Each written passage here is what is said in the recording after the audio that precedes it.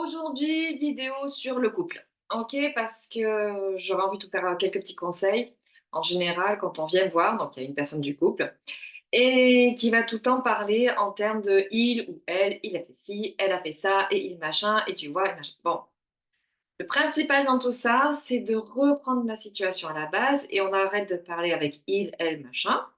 On va parler avec du jeu, d'accord? Et le jeu, c'est qu'est-ce que moi j'ai fait pour que la situation arrive là? Qu'est-ce que j'ai laissé faire? Qu'est-ce que je n'ai pas respecté en moi? D'accord? Donc on arrête de toujours faire rejeter la faute sur l'autre, parce qu'en fait l'autre on l'a choisi, il est là dans notre parcours parce qu'on a deux contrats d'âme qui ont été faits ensemble pour avancer, pour comprendre nos petits tracas, nos petites failles, nos petites blessures. Et donc, l'autre, c'est un acteur qui va jouer le rôle souvent du méchant. Pourquoi? Pour qu'on aille piocher en soi ce qui ne va pas. Et pourquoi j'ai fait ça? La plupart du temps, on a quand même des personnes qui se plaignent de un tel, et quand je pose la question, mais pourquoi tu as accepté ça dès le début? Pourquoi tu as laissé mettre ça? Pourquoi? Et ben là, on a un vide sidéral qui se passe si on ne sait pas. Donc, au lieu de toujours accuser l'autre, de toujours remettre toujours la faute sur l'autre, de se poser la question: «Qu'est-ce que moi j'ai fait pour que cette situation, je l'ai co-créée?» d'accord? Qu'est-ce que j'ai mis en place qui a fait qu'on en soit là aujourd'hui? Alors ça ne veut pas dire que l'autre n'a pas sa part de responsabilité. Après l'autre, il peut faire son boulot sur lui-même, il peut faire sa thérapie et cetera, mais ça, vous ne pouvez pas avoir, main mise dessus puisque ça, c'est son chemin à lui. Donc là, on parle de votre propre chemin à vous, c'est qu'est-ce que vous mettez en place pour que vous ayez une autre position, pour que vous communiquiez différemment et que surtout vous assumiez ce que vous voulez vraiment. On va prendre, l'exemple, allez, un truc hyper classique, la maman qui va tout le temps se plaindre de dire: «Mais je fais ci, puis j'ai fait le ménage, puis je suis rentrée, j'ai fait puis j'ai plié le linge» et après on se pose la question de dire: «Mais, en fait, qui c'est qui t'a obligé à faire tout ça? Qui c'est qui t'oblige à tout assumer toute seule?» «Oui, mais l'autre il le fait pas, puis moi je voulais manger à telle heure et il veut pas». OK.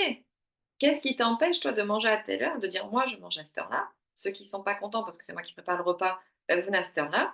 Si vous voulez pas, bah, je mange et vous mangerez plus tard ou alors vous vous débrouillez. Moi je ferme tout, il y aura pas à manger ce soir. Enfin, bon, c'était un petit exemple quoi, c'est une petite anecdote, mais je pense qu'on se bloque nous-mêmes des situations où en fait on peut trouver des solutions ou des compromis, mais on reste tellement, figé dans le truc: «Non je veux pas parce que, on se sent blessé. Oui, mais l'autre il écoute pas mes besoins, mais l'autre il fait pas comme je voudrais». Ah oui, mais l'autre il est différent. L'autre il a une éducation différente, il a un rythme de vie qui est différent et à un moment donné, s'il y a pas des compromis qui se font, c'est compliqué, mais après on n'est pas obligé de tout accepter. Après c'est juste de trouver un système où c'est OK, chacun respecte sa zone de bien-être et c'est de te dire: «Bah, moi pour que je sois bien, il faut que ça fonctionne comme ça». L'autre: «Bah, moi pour que je sois bien, il faut que ça fonctionne comme ça». Est-ce que c'est OK ou c'est pas OK? Et on trouve comme ça un petit équilibre. L'équilibre parfait ou le mec parfait ou la femme parfaite qui va lire dans vos pensées, qui va tout savoir sur vous et qui va exactement s'adapter à ce dont vous avez besoin, ça n'existe pas. D'accord? La première chose, c'est déjà de se dire qu'est-ce que vous faites pour vous rendre heureux vous-même, pour que pour vous ce soit OK comme écosystème à la maison entre votre vie pro, perso, et cetera.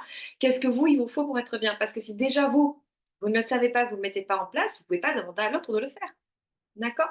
Donc, prenez les problèmes à l'envers. Dites-vous: «Ah, aujourd'hui, qu'est-ce que moi, il me faut ou comment je dois vivre? Qu'est-ce que je dois mettre en place dans mon quotidien pour que je me sente bien?» Et après, bah, c'est là où vous décidez c'est OK ou pas OK à l'autre ou qu'est-ce qu'on peut mettre en place pour qu'il y ait un compromis. Imaginons, il y en a un qui a besoin de moi, j'ai besoin de voir mes copines de temps en temps, de me sentir un peu plus libre. Pareil pour le gars, bah, vous décidez ensemble qu'il y ait une soirée par semaine ou tous les 15 jours qui soit consacrée. C'est votre espace-temps pour vous, vous débrouillez pour les enfants différemment et vous vous l'accordez. Et il n'y a pas de besoin de culpabilité derrière ou de dire que c'est l'autre qui bloque et tout ça. La seule personne qui bloque, c'est vous, à chaque fois. Tout part de vous, de ce que vous mettez comme énergie, de ce que vous dégagez. OK? Bon, s'il y a des questions là-dessus, vous les mettez en commentaire et moi je reste à disposition. Ciao, ciao.